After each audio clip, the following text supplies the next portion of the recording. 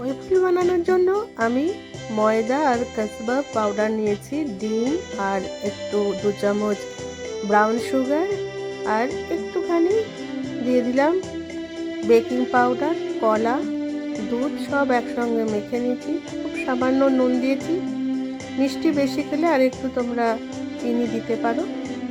এইভাবে এরকম একটা ব্যাটার তৈরি করে নিয়ে ওয়েফল মেশিনে আমি এটা ঢেলে দিয়েছি। ঢালার আগে একটু তেল দিয়েছি ওয়েফল মেশিনে আর ব্যাটারটাতেও। দেখে নাও কীভাবে ওয়েফল মেশিনে সুন্দরভাবে বেকিং হচ্ছে। আর এর সঙ্গে যে মিউজিকটা যাচ্ছে সেটা আমারই একটা বাজানো মিউজিক। তোমাদের ভালো লাগলে আমার ভিডিওটা অবশ্যই লাইক কমেন্ট শেয়ার করে দিও।